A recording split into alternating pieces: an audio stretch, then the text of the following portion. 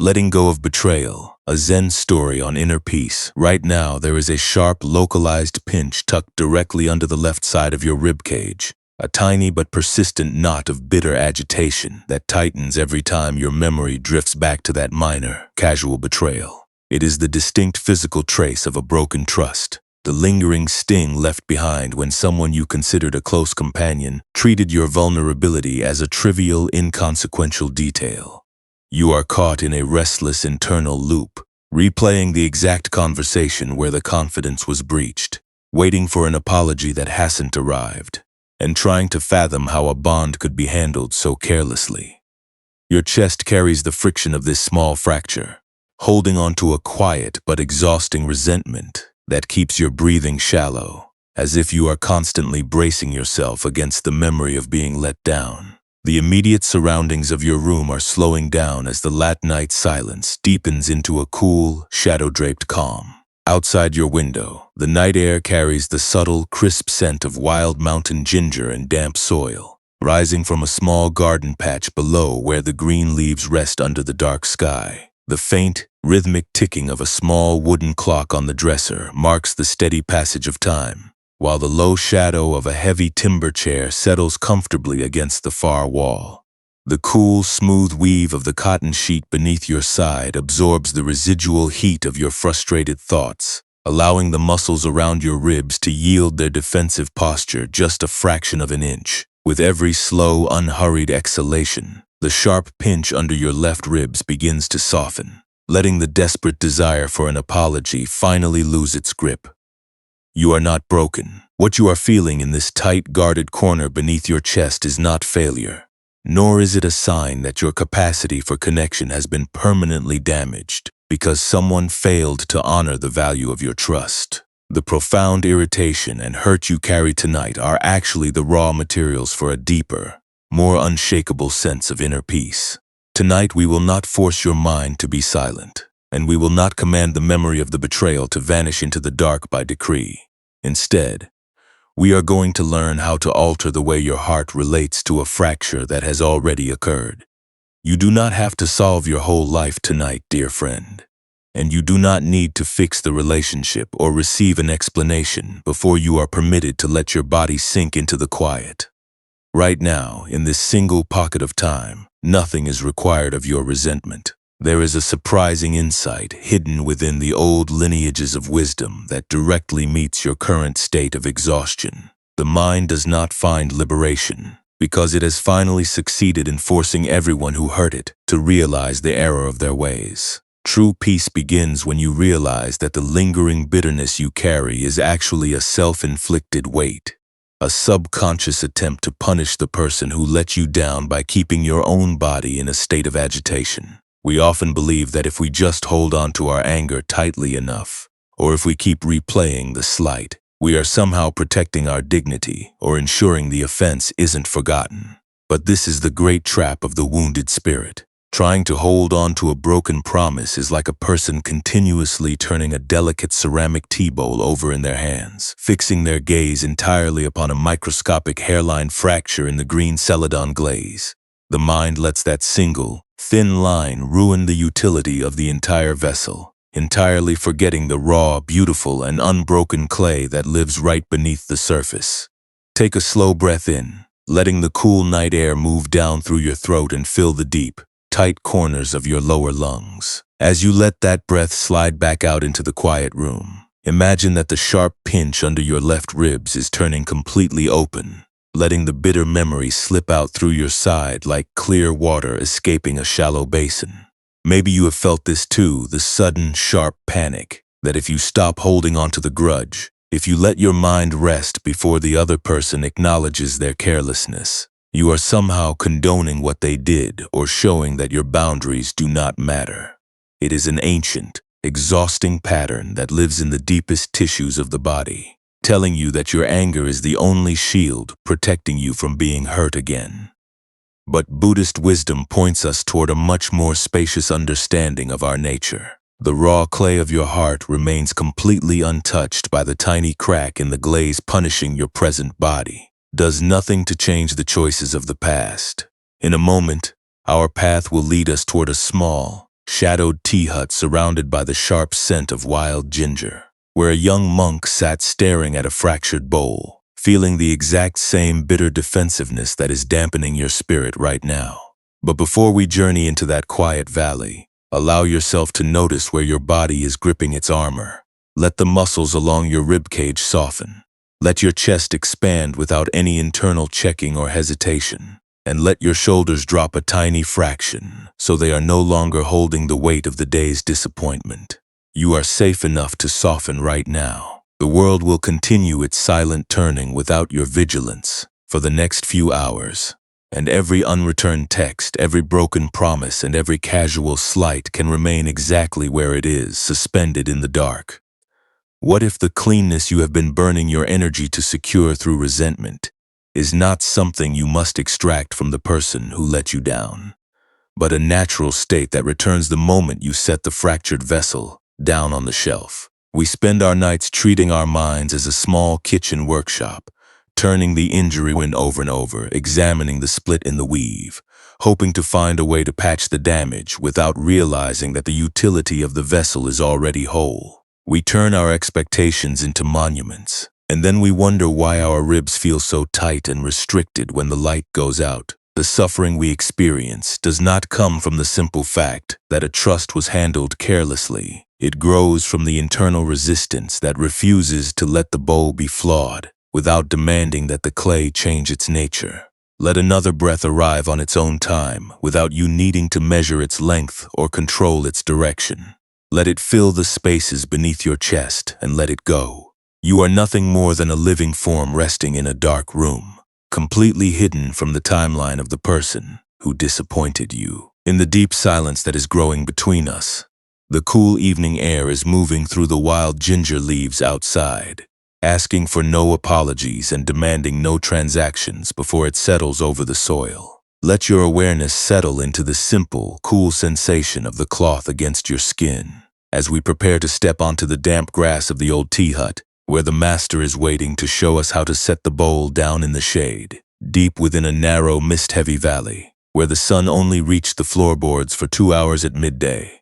A small, cedar-shingled tea hut stood beside a vibrant patch of wild mountain ginger. The air in this shaded cleft was always thick with the sharp, spicy scent of crushed green leaves and the cold dampness of mossy stone. In this isolated sanctuary lived Toku, a young monk who had voluntarily withdrawn from the main monastery on the ridge above, his spirit consumed by a silent, burning resentment. Toku moved through his daily chores with a rigid, guarded posture, his left arm held tightly against his flank, unconsciously shielding a sharp, localized pinch beneath his ribcage. For many days, his mind had been trapped in a relentless, exhausting loop, kept raw by the agonizing reality that his closest companion had handled his vulnerability with complete carelessness.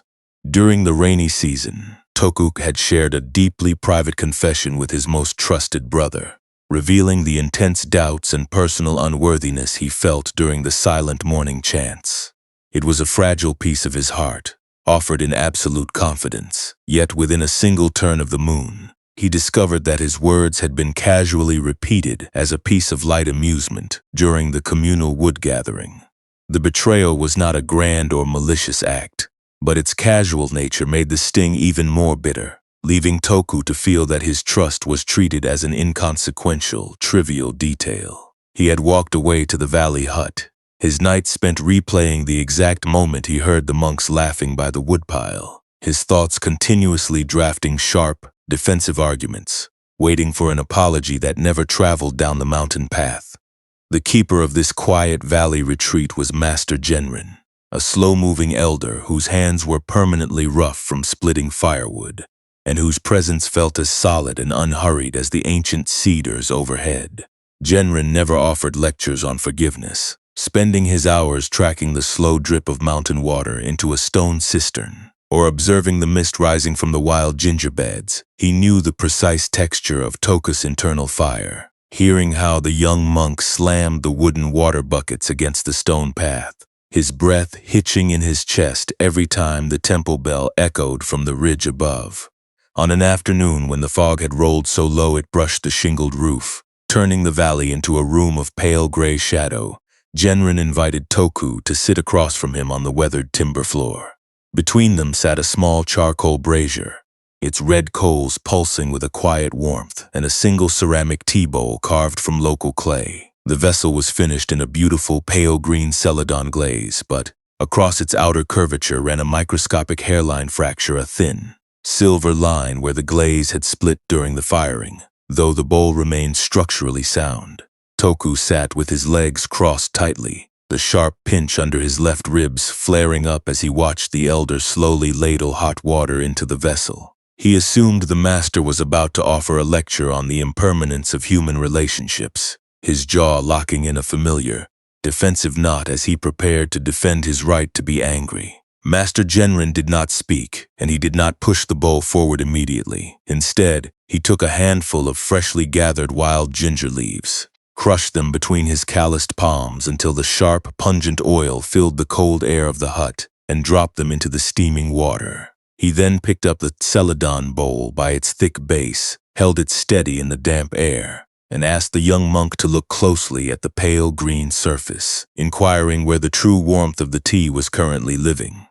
Toku leaned forward, his eyes tracking the thin, fractured line in the glaze, his voice tight with an unspent, defensive heat as he replied that his eyes were entirely fixed on the crack. He said, "The flaw made the vessel feel broken, a constant reminder that the smooth surface had been compromised by an imperfect fire, ruining the clean perfection of the bowl." He confessed that his own life felt exactly like that fractured celadon, marked by a careless tear in the fabric of his trust, forced to carry a permanent scar that made it impossible to feel whole or at ease, while the person who caused the crack went unpunished up on the ridge.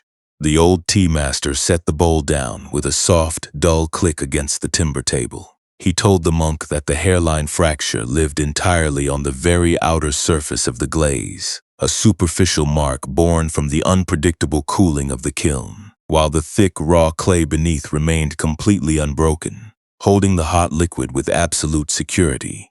Genrin pointed out that the bowl did not leak a single drop, and the tea did not lose its warmth because the outer glaze was flawed. The vessel was performing its true purpose perfectly, entirely indifferent to the thin line on its skin. The agony Toku carried did not come from the brother's careless words by the woodpile. It grew entirely from his own exhausting habit of turning the bowl over and over in his hands, fixing his gaze so completely upon the crack that he had forgotten how to taste the tea. Toku sat perfectly still in the shadowed hut, the sharp scent of the crushed ginger settling deep into his lungs as he stared at the unmoving ceramic piece. For the first time in many weeks, the tight, defensive knot beneath his left ribcage began to soften, allowing a long, slow exhalation to slide through his lips. He looked at the simple beauty of the pale green bowl resting on the dark wood, realizing that the careless betrayal up on the ridge was merely a thin line on the surface of his history, completely unable to diminish the deep, raw clay of his true capacity to breathe. Slowly, the profound coolness of that small tea hut moves closer to the immediate coordinates of your own dark room tonight, letting the image of that cracked celadon bowl mirror the exact condition of your own wounded heart. You have been lying awake turning the injury over and over in your hands, fixing your attention entirely upon the hairline fracture in your past, letting a single broken moment dictate the boundary of your present rest. You have believed that until the glaze is magically made perfect by an apology, your entire spirit must remain in a state of raw, hypervigilant defense. But the clay of your being is already holding its own life, with absolute security, entirely untouched by the carelessness of those who let you down. Let the fracture rest on the shelf in the dark, allowing your awareness to settle into the smooth, unbroken space of this single hour. This reflection on the small fracture in the celadon glaze is not telling us to stop feeling our human pain, nor is it asking us to become cold, unyielding creatures who remain completely numb when a confidence is broken, or a promise is handled with casual disregard. It is not a demand to cultivate a state of forced indifference, where we pretend that being let down by a close companion does not carry a genuine sting instead.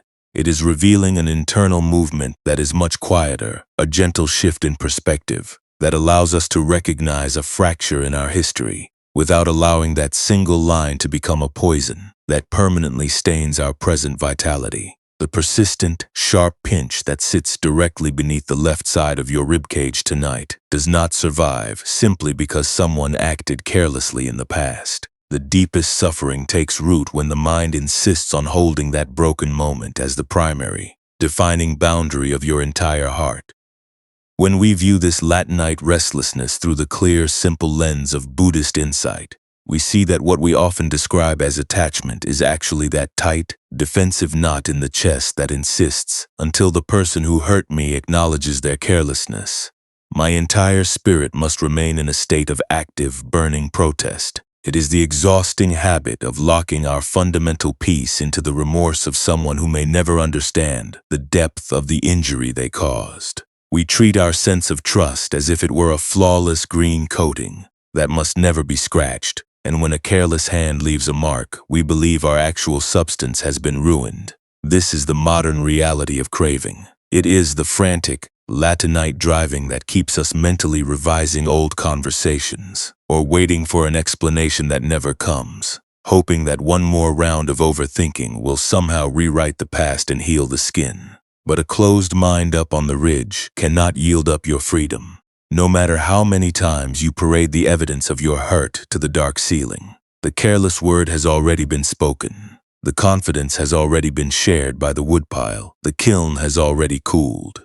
When we lie awake burning our vital energy to fight these unchangeable details, we are participating in a quiet internal process that adds a second wound to the first. The first wound is simply the raw, unavoidable friction of navigating a world populated by flawed and distracted people, the casual slight from a coworker, the forgotten agreement, the moment a friend handles your vulnerability as a trivial detail. These instances are genuinely painful, but they belong to the natural, erratic weather of human interaction. The second wound, however, is the one we strike against our own ribs when our thoughts turn inward and declare, because they treated you this way, you are permanently exposed, diminished, and unsafe. Let this quiet realization sit directly next to the sharp, localized knot beneath your chest right now. Consider what happens when we replace that desperate desire for an apology with simple, spacious awareness. This quality of mind is not an academic exercise or a complex discipline that you must execute flawlessly before your eyes can close. It is simply the capacity to look directly at the fracture in your trust, without allowing it to dictate the warmth of your current breath. It is the ability to observe the bitter agitation in your side, to label it gently as the old habit of self-defense, and to recognize that the crack belongs entirely to the surface glaze, not to the raw clay of your core. When you allow the vessel to rest on the shelf without continuously rubbing your fingers against the split, you stop feeding the friction that keeps your spirit raw. You let the flaw exist in the past while you remain whole in the present room. Impermanence, when translated into the immediate texture of your evening rest, becomes an immense sanctuary for a wounded heart. It acts as a gentle reminder that the moment of betrayal is not a solid, unchanging monument trapped inside your body. That broken promise is a temporary cloud that passed through your life days or months ago. It has no physical substance, no structural weight, and no ability to touch the living form resting against your cotton sheets tonight. The chest lying in this room is entirely separate from that old conversation, its lungs expanding to a clean, ancient rhythm that has never been touched by the carelessness of a companion. You do not have to force your current heart to beat in agitation just to maintain a protest against a ghost that lives only in your memory. True letting go does not mean you abandon your values or that you pretend the injury was acceptable. It means you stop using the behavior of the person who let you down as a metric to determine whether you are permitted to take a full, unhurried breath in the dark. It means you acknowledge the hairline crack in the glaze, look at the vessel with a soft, non-judgmental eye, and then allow the bowl to sit in the shade without demanding that the clay change its history before you are allowed to sleep. When you drop the expectation that the world must always handle your trust with absolute perfection, you discover that true compassion is the willingness to stand in your own empty center and hold your vulnerable chest with a tenderness that requires no external validation. In a moment, this path will lead us into a soft, internal practice where we can begin to experience this spaciousness within our own skin, using the rhythm of our own presence. But right now, notice how effortlessly your body is managing its own survival in the charcoal shadows, completely unconcerned with the remorse of those who disappointed you. Your pulse does not check the status of your relationships before it agrees to warm your limbs, and your lungs do not demand an apology from the ridge before they open to receive the cool night breeze. You are already being sustained by a deep, natural intelligence that operates entirely outside the boundaries of human fairness, resting securely within a night that requires no transactions before it offers you its peace. If it feels right, let your attention gather very gently right along the left side of your ribcage, arriving at the exact physical boundaries where that sharp, localized pinch has been anchoring its energy. There is no need to actively push the bitterness away, and there is no requirement to make your mind completely quiet by force. Simply notice the physical texture of the constriction, observing the tight pocket of agitation, as if you were merely looking at a simple ceramic piece resting in a shaded valley hut, without any urgency to erase the thin line running across its surface. As you rest here in the deep, slate-degree stillness of the latter night hour, perhaps you can invite a slow wave of softening to move through the deep muscles of your chest. Let the small, rigid fibers surrounding your lungs loosen their protective grip, and let your ribs feel heavy, as if they were sinking naturally into the cool, uncarved space beneath your body. There is no pressure to achieve a sudden state of profound emotional healing in this moment, and even just recognizing that your side still feels tight, guarded, or hot is entirely enough. You are simply taking stock of your own internal landscape, acknowledging where the mind has been buckle-strapping its armor against the carelessness of the valley. Right now, let the specific memory of that broken casual promise float up into your awareness, perhaps the exact conversation where your trust was handled like a trivial detail, the cold shock of realizing a confidence was shared, or the general, heavy worry that you will never be safe if you let your guard down. Do not try to analyze the injustice of the interaction, and do not try to fix the perspective of the person who let you down. Instead, just name the emotional pattern that is currently tightening across your chest. You might say to yourself, very quietly, "This is the habit of staring at the hairline crack," or "This is the old defensive heat trying to force the glaze to heal." Just by naming it, you are stepping out of the dark, urgent court case and standing beside Master Genrin in the quiet hut, looking at the fracture from a place of unhurried safety. Imagine that your inner life is like that simple celadon tea bowl, carved from the deep earth, its pale green surface finished by fire, but marked by a tiny silver fracture in the glaze. Look at its smooth curvature in your mind's eye. See how many times you have turned that vessel over in your hands today, fixing your sight entirely upon the hairline split, letting that single line convince you that the whole container is ruined. In this quiet space, if it feels comfortable, imagine taking that heavy, burning need for an apology, that persistent wish to force the other person to see the depth of your injury, and allowing it to rest quietly inside the hollow green center of the bowl. You do not have to fix the crack with your exhaustion, and you do not have to make the glaze perfect. You are simply setting the vessel down on a dark timber shelf while you step back into your own breathing body. Watch what happens to the internal space across your ribs as you let the worry sit outside of your identity. Perhaps the image of the fractured celadon begins to change its texture under the steady, cool sweep of the night air. The sharp scent of wild mountain ginger rises from the patch outside, filling the room with a clean, grounded quality that has nothing to do with the betrayal. The bowl does not leak, and the clay beneath the surface remains completely unbroken, holding its space with absolute security. The thin line does not diminish the capacity of the vessel to hold what is warm. It is simply a mark on the skin, entirely separate from the deep, untouched substance of the core. If your thoughts begin to drift back toward the woodpile, the unreturned glances, or the sentences you wish you could speak to, make them understand your pain. You can return to the simple, rhythmic expansion of your lower lungs whenever you are ready. There is no failure in a mind that wanders back to its wounds. The wild ginger leaves do not apologize for growing in the shade. and your memories are no different from that natural vegetation. They are simply occurrences resting in your vast, unmeasured hall of awareness, and they cannot permanently break your true self unless you choose to believe that you are the crack in the glaze. Nothing needs to be forced tonight, dear friend. You are not required to empty your heart of its resentment through an act of sheer will, and you do not have to guarantee that your spirit will feel entirely light before the morning light arrives. You are simply a living form, letting the heavy, unalterable choices of the companion rest on the grass outside your window, while the unmoving dark continues to cradle your chest, leaving your inner center wide, raw, and deeply at peace. Further down the eastern slope, where the rock-strewn canyon split into narrow, shadowed channels that captured the freezing runoff from the summits, sat a remote pottery kiln workshop.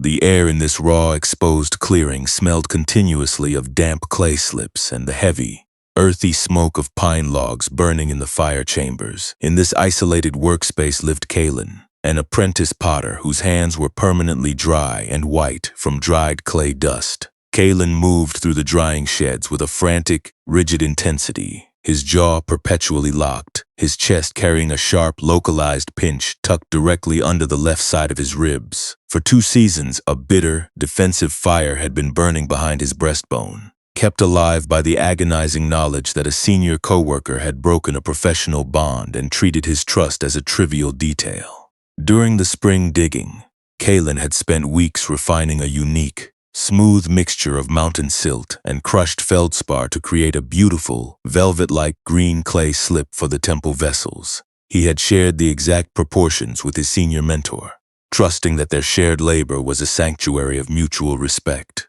Yet, when the master potter came to inspect the finished jars, the senior co-worker stood quietly by the kiln, accepting the praise and taking full credit for the beautiful batch of clay slips, while Kalen watched from the shadows of the shed.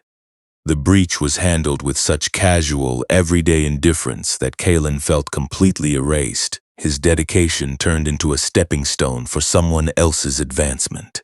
He spent his evenings sitting on a wooden bench near the shale riverbank, his mind constructing intricate, furious arguments, waiting for an apology or an admission of guilt that never traveled across the workshop floor. The supervisor of this high kiln clearing was Sister Mayosho, a quiet, older potter whose hair was the color of wood ash and whose fingers moved across the spinning clay wheels with an unhurried, steady discipline.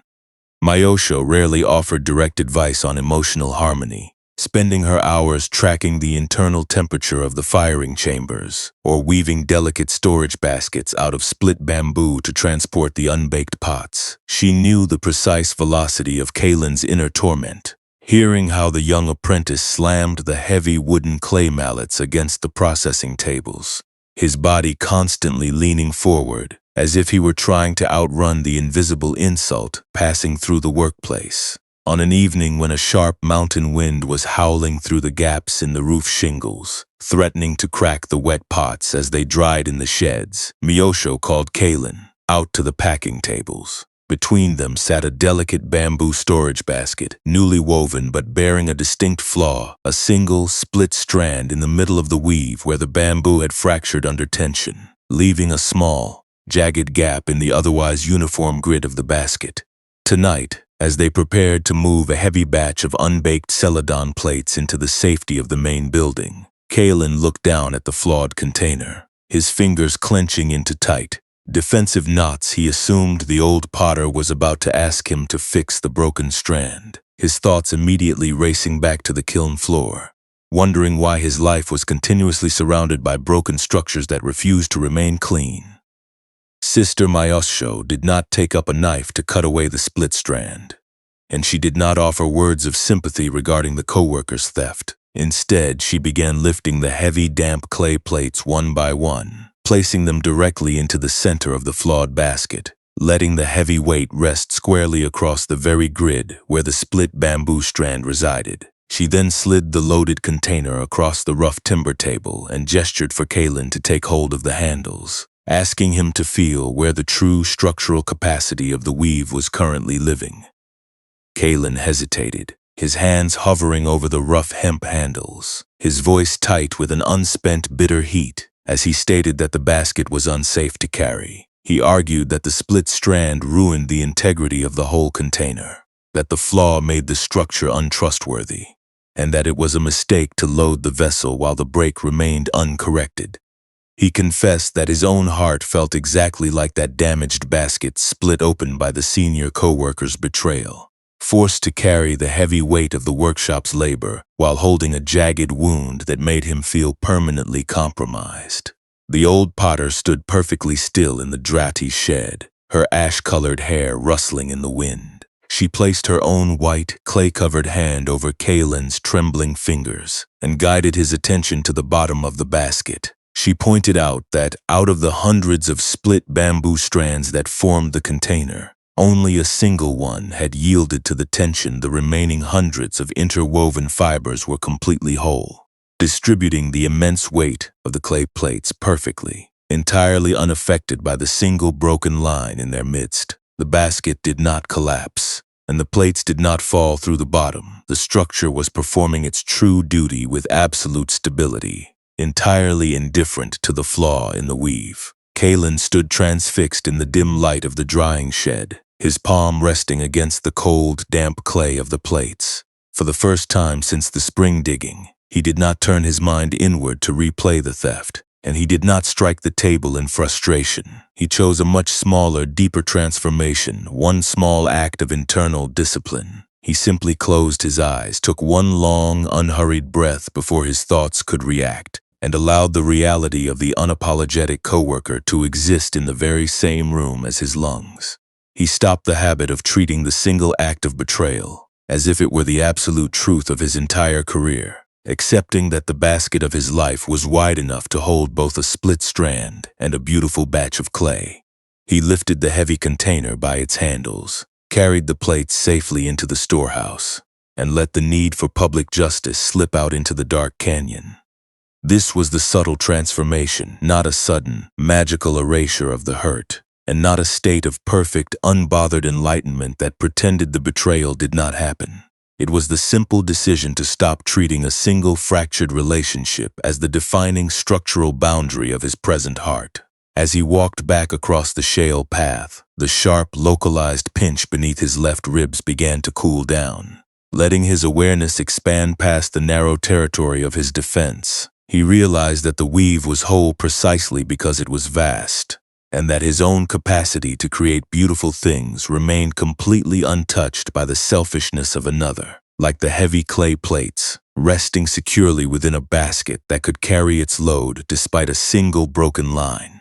When we cast our attention backward over the landscapes of our own experiences, we begin to decode the hidden emotional engine that converts a small, broken trust into an ongoing sentence of internal friction. We often assume that our late-night exhaustion is a direct consequence of the physical words spoken by our companion, or the unfairness of the situations we navigate. But if you observe the quiet, sharp pinch currently vibrating directly under the left side of your ribcage, you will find that the real consumer of your vitality is the continuous hidden act of resistance. It is the energetic strain of refusing to let the weave be flawed without trying to rip apart the entire basket.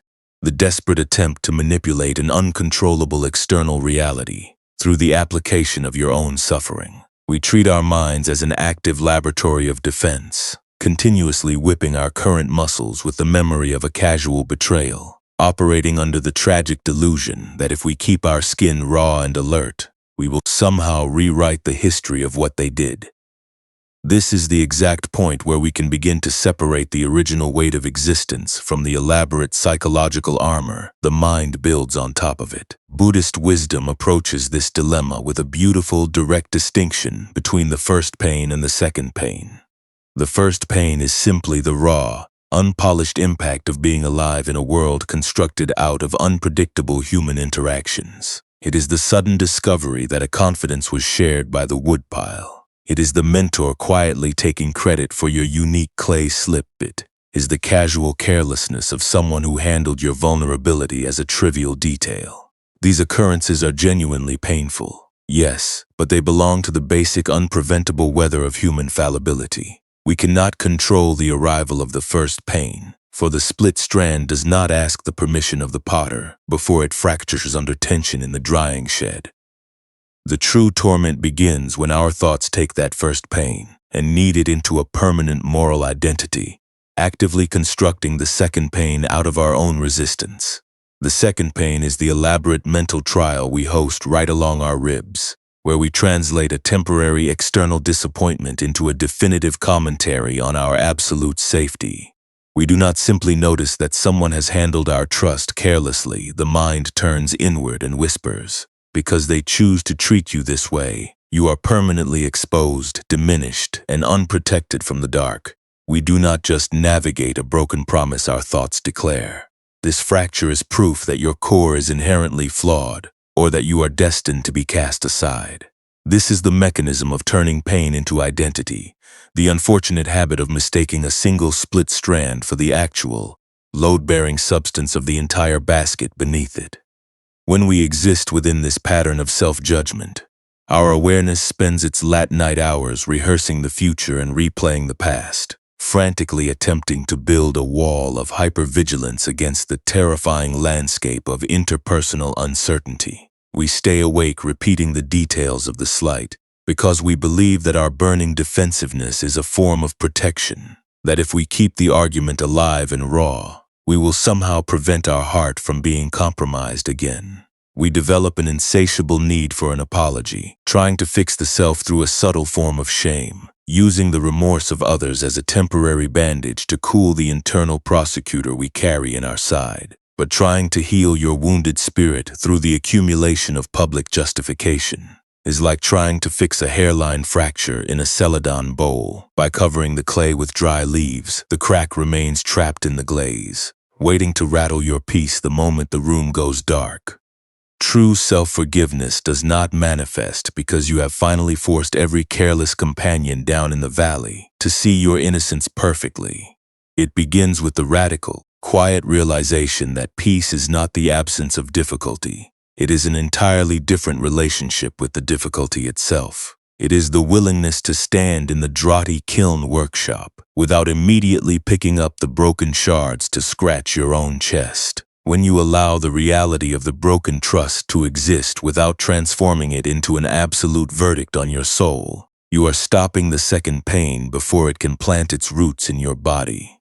You are choosing to sit on the shale path in the dark, letting the flaw be a flaw, and letting the vast weave carry its plates without needing to apologize to the universe for the shape of your history. As you let the bedding support the heavy framework of your ribs right now, notice how the desperate urge to receive an explanation begins to lose its grip when it is met with simple, non-judgmental presence. You do not have to settle the record of your entire relationship before the night ends. And you do not need to guarantee that your trust will be vindicated by tomorrow morning. The path toward inner freedom does not ask you to become a magically perfect creature who never experiences the sting of a broken promise. It simply requires the very small, very steady discipline of noticing the bitter loop along your side, naming it as the old defensive fire, and refusing to give its declarations the authority of truth. You are the vast, open workshop that holds both the raw clay and the split timber. You are not the tiny fracture that is currently softening in the dark.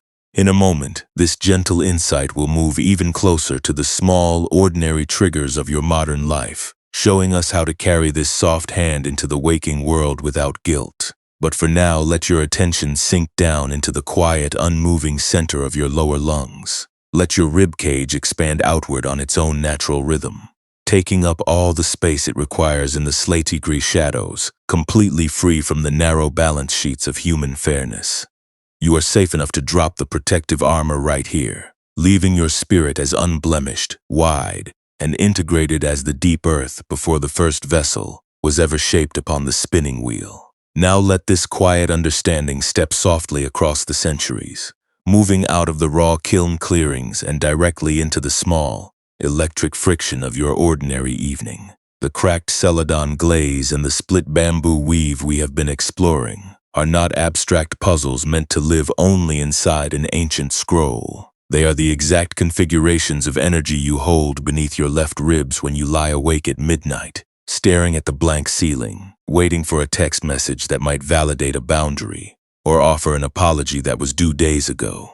We live so much of our modern lives inside this digital hypervigilance, repeatedly checking our devices for an external sign of reassurance, replaying a minor broken promise or a casual workplace, slight as if the repetition could somehow alter the thoughts of those who treated our trust as a trivial detail. We pretend to be completely okay during the daylight hours, smiling while feeling an immense heavy thickness inside our chest, carrying the constant worry that we are fundamentally falling behind, or that we are simply not enough, compared to the smooth, flawless paths we see others displaying on our feeds. You can begin to transform this exhausting mechanism right in the middle of the very moments that cause your breathing to shallow, recognizing that peace is not an allure-nothing victory, but a quality practiced in the smallest, most unexceptional slivers of the day. When you find yourself caught in the frantic urge to control a relationship or check your screen for an explanation,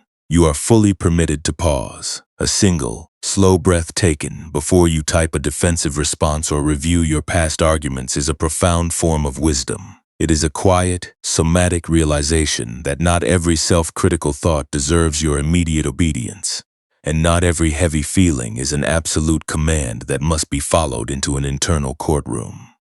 You are simply stepping out into the wide storehouse of your own presence, letting the sharp, bitter oil of resentment pass over your mind like the scent of mountain ginger, without allowing it to compromise the permanent, load-bearing grit of your true core. Perhaps you have spent years operating under the unconscious law that your right to rest must be bought with a continuous display of perfect interpersonal alignment, and that wanting to let your eyes close while a trust remains fractured is a form of guilt-ridden failure. We treat our rest as an identity that must be earned through absolute harmony, fearing that if we stop inspecting the split strand or analyzing our stumbles, we will be cast out into the dark. But the broken bamboo container does not feel a shred of remorse for sitting empty under the workshop roof, and the cracked green bowl does not apologize to the cedar table for letting its glaze cool imperfectly in the fire. You can rest without earning it first. Your exhaustion is not a moral debt that must be settled through hours of overthinking. It is simply the natural voice of an internal vessel that has run out of momentum from trying to carry the weight of someone else's carelessness. It is entirely possible to care deeply about the connections you build and the values you hold without gripping their outcomes so fiercely that you crush your own ribs on the defensive armor. When we attempt to control the remorse of others or rewrite the past through the continuous application of our own shame, we are acting like Cain before his plates were moved, refusing to let the reality of the split strand exist as a single line in a vast weave. True inner freedom begins when you allow your living relationships to be offered to the world with a loose, receptive hand. You can maintain your clear boundaries, protect your private confessions, or complete your daily duties with the simple, unforced presence of raw clay on the spinning wheel, letting the form leave your fingers without demanding that it return to you with a guarantee of absolute perfection. The next time the creeping pinch of regret settles under your ribcage, when you find yourself comparing your hidden, messy struggles to the manufactured perfection of those around you, look down at the quiet weight of your own body and take a slow breath. The casual slight or the forgotten agreement is merely the external weather of an unpredictable human existence. You do not have to pretend the hurt did not happen, and you do not have to force an immediate state of complete transformation before the raw edge has even cooled. It is completely enough to sit with the uncertainty of your own unfinished life, letting the irregular fragments of your day rest on the timber shelf, without needing to stamp them with the label of permanent unworthiness. In a few moments, the remaining definitions and scorecards of the daylight hours will dissolve entirely into the dark, leaving nothing but the vast, protective space of this midnight room. As your limbs prepare to surrender their final defensive postures, release the illusion that you must fix the trajectory of every broken promise before you are permitted to let your chest expand. The accounts of the day carry no authority in this quiet sanctuary, and the unresolved slights can remain suspended in the cool evening outside your window. Let your attention drop back down into the steady, unhurried rise and fall of your lower lungs, knowing that the load-bearing substance of your true nature is already fully intact, completely whole, and entirely at peace. The dark hour has fully arrived now, and the quiet gravity of the night is settling over your bed like the thick, unmoving smoke that holds the kiln workshop in absolute stillness. Every single effort you made today, every argument you replayed beneath your ribs, and every anxious reach for reassurance has dropped its momentum, dissolving into the silence of this slakery room. The heavy, unalterable stories of the valley are no longer pulling at your chest. They have slid away, falling through the floorboards into the quiet earth, leaving your internal space completely empty, spacious, and cool. Your ribs and your shoulders are sinking a fraction of an inch deeper into the support beneath you, as if the raw clay of your inner nature were finally remembering its relationship with the steady, unmoving foundation of the mountain. Let your breathing become very small, very quiet, and entirely effortless. There is absolutely no need to regulate the air as it moves down through your throat. The lungs know how to expand and soften on their own time, like the slow, steady movement of the mountain breeze passing directly through the empty gaps of the drying sheds. With every long, unhurried release of breath, the tight, defensive clenching that you held across your left side is letting go of its grip.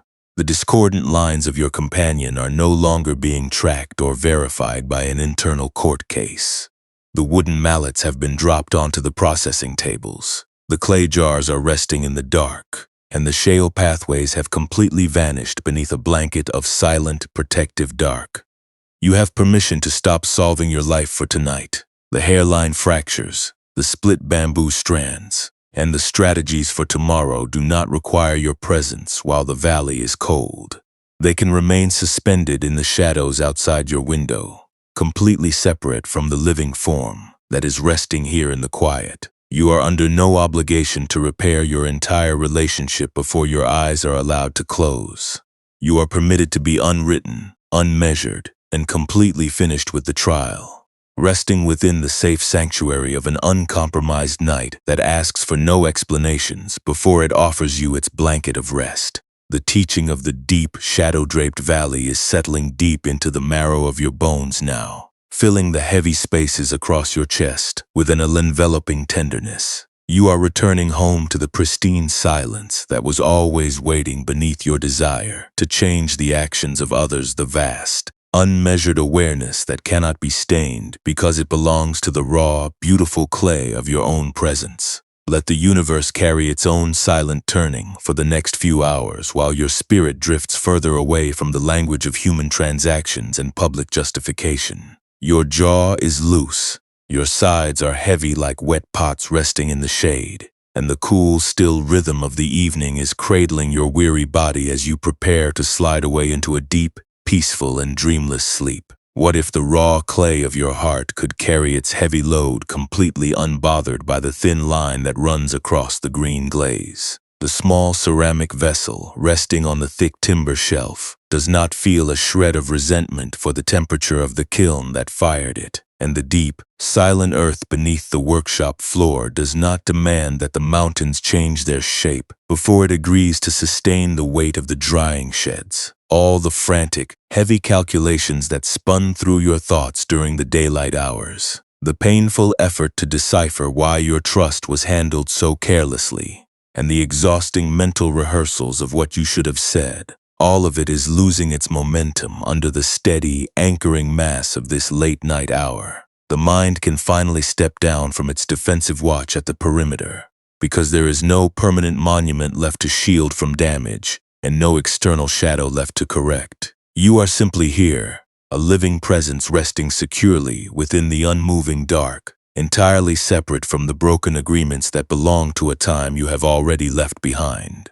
When we look directly into the wide, windless space of your own internal presence, we find that our true capacity for connection is not a fragile coating that can be ruined by a single careless action or a broken promise. It is much more like the profound, load-bearing grid of the vast bamboo weave that allows a single strand to split under tension, while the remaining hundreds of interwoven fibers continue to carry the heavy clay plates with absolute stability.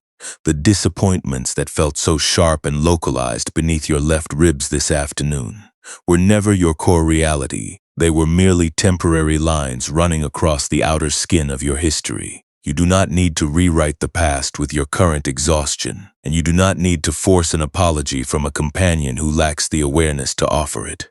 You only need to remain still, receptive, and entirely open, letting the memory rest on the shelf until the bitter agitation runs completely out of fire.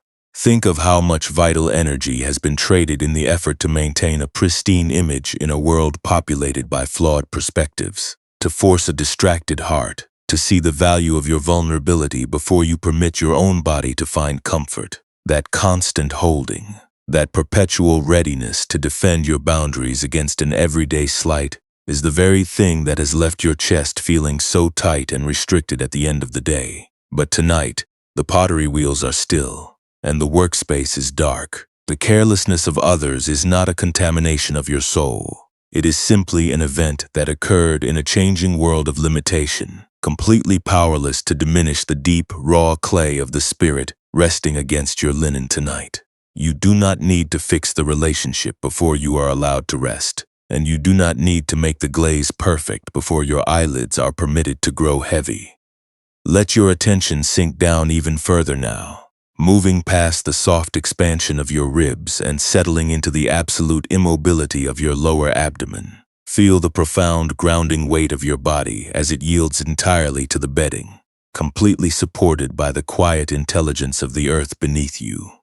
The mountain valleys have held the weight of the wild ginger beds and the heavy granite stones through thousands of winters without needing a single word of justification, and they are fully capable of holding your weary limbs tonight. You do not have to hold the weight of the world's fairness anymore. Every unreturned message, every workplace disappointment, and every casual slight can remain exactly where it fell on the road outside, losing its sharp shape in the cooling night air. The breathing of your body is becoming so thin, so quiet, and so effortless that it feels like nothing more than a faint whisper of air, moving through an empty drying shed after the workers have gone home. There is no longer any separation between the immense silence of the kiln clearing and the stillness that is expanding within your own skin. The thoughts that were turning the injury over and over a few hours ago have turned into pale, translucent shadows, dissolving into the deep, unmeasured pool of your awareness without leaving a single ripple behind. You are returning to the ancient, untroubled home that existed long before the first promise was ever broken, the silent, uncarved space where you are already complete, already safe, and already deeply at peace. Let the final definitions of the day slip away entirely now, leaving your spirit as wide, hollow, and unbothered as the pale green bowl resting in the evening shade. There are no accounts to settle, no verdicts to reach, and no versions of your character to defend in this beautiful, protective dark. The universe will manage its own turning without your assistance, and the morning will bring its own light when the time is right. But right now, in this single pocket of pure presence, nothing is required of your hands but the simple willingness to drop the tools of resentment and rest. Let your mind dissolve completely into the heavy, rhythmic peace of your body, allowing your weary soul to slide effortlessly into a deep, peaceful, and dreamless sleep.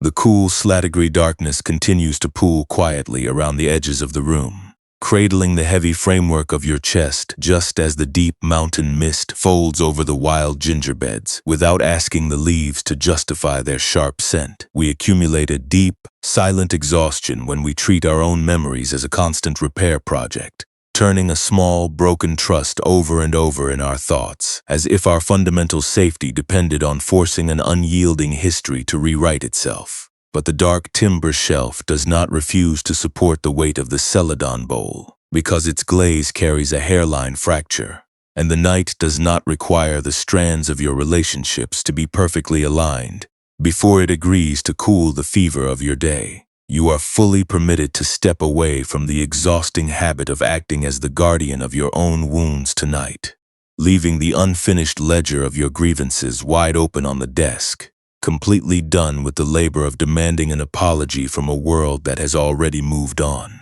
When we look directly into the spacious, unmoving hall right behind your eyebrows, we can see that true inner freedom is not a complex meditative achievement or a state of sudden, magical perfection that erases all human disappointment.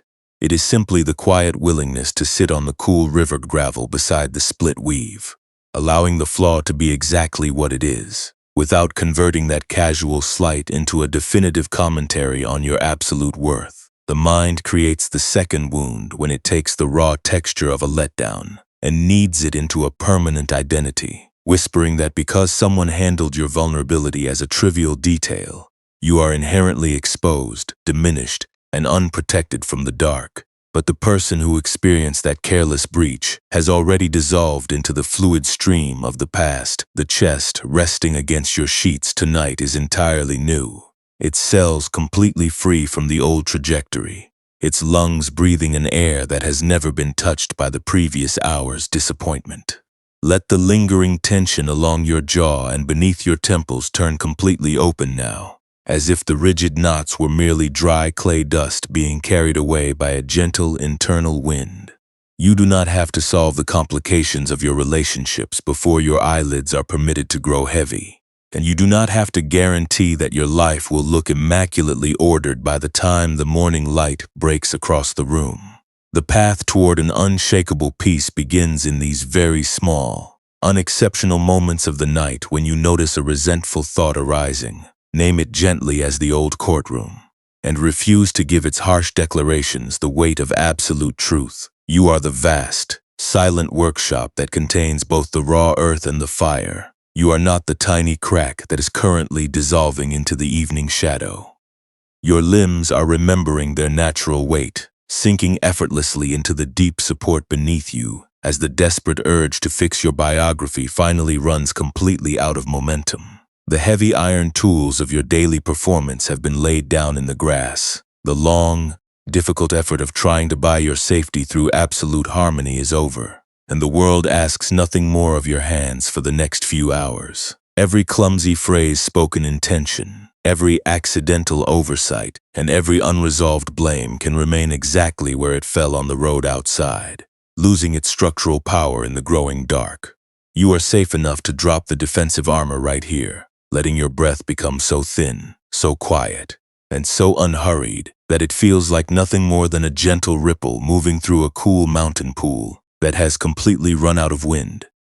The separation between the wide, unmoving stillness of the canyon clearing and the spaciousness inside your own chest is fading away entirely now, leaving nothing but a clean, empty vessel cradled by the dark. The thoughts that were twisting into intricate knots a few hours ago are losing their sharp definitions, melting away like evening smoke, dissolving over the distant ridges until the stone face of your awareness is completely gray, blank, and untroubled by memory. You are home in the silent sanctuary of your own being, a clean and receptive vessel resting on the solid ground, entirely released from the requirement to produce a melody or justify your existence through a display of perfect symmetry. Let your mind dissolve completely into the heavy rhythmic peace of your body, allowing your weary soul to slide effortlessly into a deep, peaceful, and dreamless sleep.